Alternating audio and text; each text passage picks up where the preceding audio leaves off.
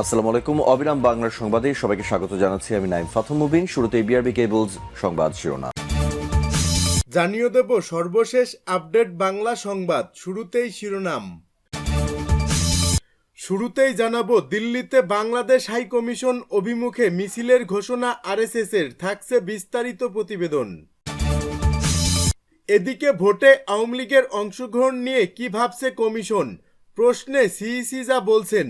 প্রিয় দর্শক, পুরো রিপোর্টটি উপস্থাপন করছি, ভিডিওটি না টেনে দেখতে থাকুন। থাকছে পালিয়ে যাওয়া শেখ হাসিনা আবারও রাজনীতিতে সক্রিয় হওয়ার ইঙ্গিত। জানাবো, আওয়ামী লীগ নতুন করে সংগঠিত হচ্ছে, আমার কাছে তথ্য আছে, কর্নেল অলি আহমদ। এবং সর্বশেষ জানাবো, দেশের 1 ইঞ্চি জমিও কাউকে ছাড় দেব না, হুঁশিয়ারি দিলেন জামায়াতের আমির। এতক্ষণ শুনছিলেন সংবাদ শিরোনাম, এখন থাকছে বিস্তারিত।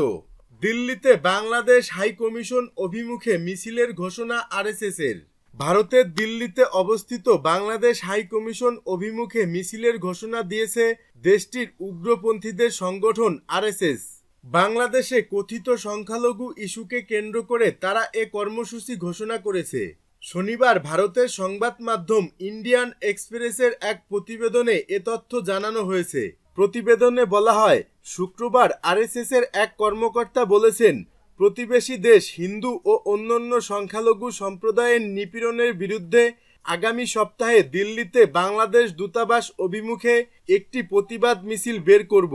দিল্লিতে এক সংবাদ সম্মেলনে আরএসএস দিল্লি ইউনিটের মিডিয়া ও যোগাযোগ বিভাগের সহ ভারপ্রাপ্ত কর্মকর্তা রজনীশ জিন্দাল বলেন, আন্তর্জাতিক মানবাধিকার দিবস হিসেবে পালিত 10 ডিসেম্বর দিল্লির নাগরিক সমাজের ব্যানারে বাংলাদেশ দূতাবাসের দিকে পদযাত্রা অনুষ্ঠিত হবে। জিন্দাল আরও বলেন, বাংলাদেশে হিন্দু এবং অন্যান্য সংখ্যালঘু সম্প্রদায়ের সদস্যদের বিরুদ্ধে চলমান অত্যাচারের জন্য সমগ্র ভারতের জনগণ বিক্ষুব্ধ। এদিকে বাংলাদেশের জাতীয় পতাকা অবমাননা ও ভারতীয় সংবাদ মাধ্যমগুলোর অপপ্রচার সহ কয়েকটি ইস্যুতে দুই দেশের মধ্যে চরম উত্তেজনা বিরাজ করছে।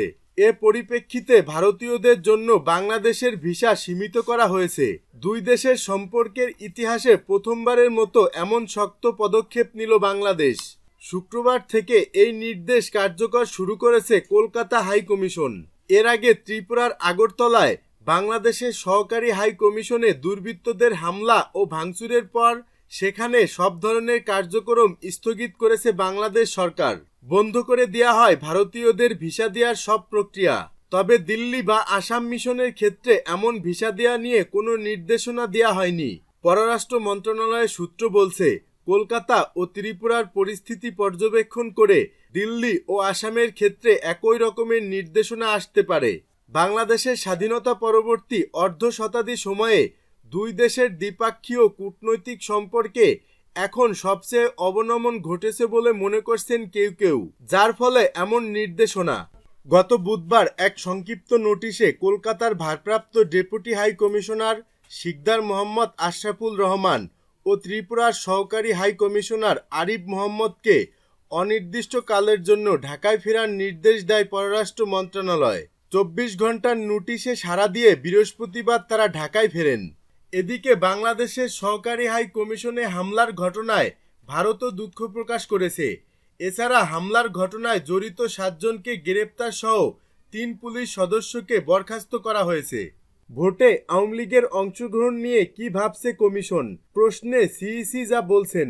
বিনা ভোটে বা ডামি নির্বাচনের কারণে কয়েক দফা ভোট দেয়া থেকে বঞ্চিত হয়েছেন সাধারণ ভোটাররা। সামনের বার যে কোনো মূল্যে সেগুলোর পুনরাবৃত্তি হতে দিতে চায় না নির্বাচন কমিশন। এর মধ্যে গত 3টি নির্বাচনে এই বিনা ভোট বা ডামি নির্বাচনে জয়ী হওয়া আওয়ামী লীগ জুলাই অভ্যুত্থানে গণহত্যার অভিযোগ নিয়ে ক্ষমতাচ্যুত হয়। নিবন্ধিত এই দলটিকে বাদ দেয়া না দেওয়ার বিষয়ে কি ভাবছে ইসি, অথবা তাদের অংশগ্রহণের সম্ভাবনা কেমন দেখছেন তারা। প্রধান নির্বাচন কমিশনার এএমএম নাসির উদ্দিন যমুনা নিউজকে বলেন, আওয়ামী লীগকে আনা বা না আনার বিষয়ে একটি ফয়সালা হবে। আমাদের তরফ থেকে ওই বিষয়ে এখন প্রিম্যাচিউর মন্তব্য করতে চাই না। এ নিয়ে বিতর্ক চলছে, তা দেখি কোথায় গিয়ে শেষ হয়। শুনেছি কেউ আদালতে গেছেন এই ইস্যুতে। রায় যদি আসে আমাদের তাই অপেক্ষা করতে হবে একটু। আওয়ামী লীগের পতনে বড় ভূমিকা শিক্ষার্থীদের। এখন তারা নাগরিক কমিটি, বৈষম্য বিরোধী ছাত্র আন্দোলন সহ বিভিন্ন ব্যানারে সক্রিয়। শোনা যাচ্ছে রাজনৈতিক দল গঠনের কথাও। সিইসি বলেছেন, আইন প্রক্রিয়া সম্পূর্ণ করে যে কেউ দল গঠন করতে পারে, তবে কোনো দলকেই বিশেষ চোখে দেখা হবে না। তিনি আরও বলেন, কারো জন্য বিশেষ সুবিধা নেই। আমি মনে করি ওটাই তো বিশেষ সুবিধা, জনগণ যদি তাদেরকে সমর্থন দেয় এবং তাদেরকে ভোট দেয়। আগে তো মানুষ ভোট দিতেই পারেনি। নতুন কমিশন দায়িত্বকে চ্যালেঞ্জ হিসেবে নয়, সুযোগ হিসেবে দেখছে। মানসিকভাবে তারা প্রস্তুত আছেন বলেও জানান সিইসি। তিনি আরও জানালেন, শেষ বয়সে ভালো কিছুই করতে চান, এজন্য সুষ্ঠু ও প্রতিযোগিতামূলক নির্বাচন আয়োজনে বদ্ধপরিকর তার কমিশন। পালিয়ে যাওয়া শেখ হাসিনা আবারও রাজনীতিতে সক্রিয় হওয়ার ইঙ্গিত। ছাত্র জনতার অভ্যুত্থানের পর পালিয়ে ভারতে আশ্রয় নেওয়ার প্রায় 4 মাস পর বিদেশে বিভিন্ন স্থানে জনসম্মুখে বক্তব্য দিচ্ছেন বাংলাদেশের সাবেক প্রধানমন্ত্রী শেখ হাসিনা। গত সপ্তাহে তিনি যুক্তরাষ্ট্রের নিউ ইয়র্কে আওয়ামী লীগ আয়োজিত একটি অনুষ্ঠানে ভার্চুয়ালি যোগ দিয়েছেন এবং আগামী 8 ডিসেম্বর রোববার তিনি লন্ডনে আরও একটি অনুষ্ঠানে টেলিফোনে অংশগ্রহণ করবেন। বিবিসি বাংলাকে এটি নিশ্চিত করেছেন আওয়ামী লীগের সাংগঠনিক সম্পাদক খালিদ মাহমুদ চৌধুরী। এর আগে ইউরোপের 2টি দেশে একইভাবে বক্তব্য দিয়েছিলেন তিনি। এসব বক্তব্য দেওয়ার মাধ্যমে শেখ হাসিনা রাজনীতিতে টিকে থাকার চেষ্টা করছেন বলেও মনে করছে বিএনপি। মূলত গত 5 আগস্ট ক্ষমতার পট পরিবর্তনের পর বিভিন্ন সময়ে আওয়ামী লীগ সভাপতি শেখ হাসিনার কিছু ফোনালাপ সামাজিক যোগাযোগ মাধ্যমে ছড়িয়ে পড়েছিল। যদিও সেগুলো সত্যই তার কথোপকথন কিনা তা স্বাধীনভাবে যাচাই করা সম্ভব হয়নি। তবে সেই রেকর্ডগুলোতে তার দলের নেতাকর্মীদের উদ্দেশ্যে নানা ধরনের রাজনৈতিক নির্দেশনা দিতে শোনা গেছে তাকে। কিন্তু ওই সব ফাঁস হওয়া কল রেকর্ডগুলোকে বাদ দিলে শেখ হাসিনাকে এবারই জনসম্মুখে বক্তব্য দিতে দেখা যাচ্ছে। তার এই বক্তব্যের অর্থ কি এমন যে শেখ হাসিনা আবারও রাজনীতিতে সক্রিয় হচ্ছেন? বাংলাদেশ ও ভারতের মাঝে বর্তমানে যে ধরনের টানাপোড়েনমূলক সম্পর্ক চলছে, এর মাঝে হঠাৎ করে শেখ হাসিনার সরাসরি বক্তব্য দেওয়ার বিষয়টিতে অনেকেই মনে করছেন যে শেখ হাসিনা কিংবা আওয়ামী লীগ বিরতি ভেঙে ফের রাজনীতিতে সক্রিয় হচ্ছে। যদিও আওয়ামী লীগের সাংগঠনিক সম্পাদক খালিদ মাহমুদ চৌধুরী বলেছেন, আওয়ামী লীগ বরাবরই রাজনীতিতে আছে, তার নতুন করে ফিরে আসার তো কিছু নাই। নিউ ইয়র্কে শেখ হাসিনা তার বক্তব্যে যেসব দাবি করেছেন সেসবের অন্যতম ছিল বাংলাদেশের সংখ্যালঘুদের উপর নিপীড়ন চলছে এবং তিনিও তার বোন শেখ রেহানাকে খুন করার চক্রান্ত করা হয়েছিল ইত্যাদি। শেখ হাসিনা যা যা বলছেন তা তার দেশের স্বার্থে বলছেন উল্লেখ করে মিস্টার চৌধুরী আরও বলেন, দেশ এখন দুর্বৃত্তদের হাতে চলে গেছে।